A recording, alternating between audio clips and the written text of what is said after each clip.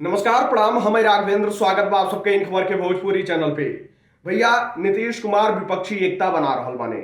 आप सबके बता दी कि बिहार में पटना में ही विपक्षी एकता का बैठक भी होखे वाली बाटे, यानी कि पूरा विपक्ष एकजुट हुई।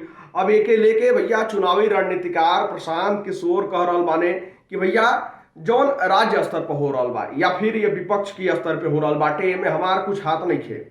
भैया नीतीश कुमार अपने हिसाब से कर रहल बाने, इनका विचार बाटे, लेकिन हमारी मानल बाटे कि भैया जौने तरीका से नीतीश कुमार ये विपक्ष एकजुटता में लगल बाने, एकर कोनो खासा प्रभाव पड़े वाला नहीं खे।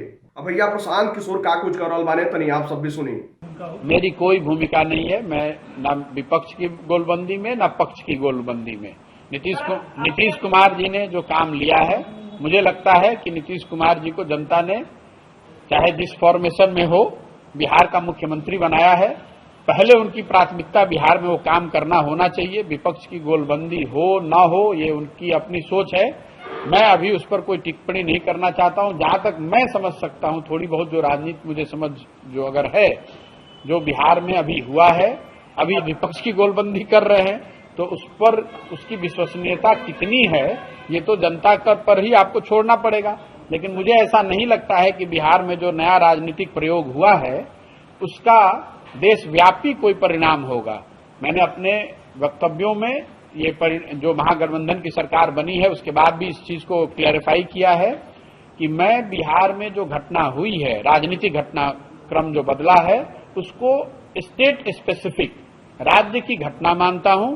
इससे देश की राजनीति पर कोई बहुत बड़ा फर्क पड़ेगा ऐसा मेरी समझ से संभव नहीं है, लेकिन प्रयास करने के लिए हर व्यक्ति स्वतंत्र है। आप सब सुनने की प्रशांत किशोर द्वारा का कुछ कहल गई बाटे, कोना तरीका से बता रहल बाने कि जोन पूरा घेर मात चल रहल बा कि एक विपक्ष एक हो रहल बाटे, एकर कोनो खासा प्रभाव ना पड़ी और नीतीश कुमार के जनता जौने काम खातिर चुन ले बाटे, यानी कि मुख्यमंत्री पद पर बैठौले बाटे, तो सबसे पहले प्राथमिकता के तौर पे जनता का सेवा करे के चाहिए।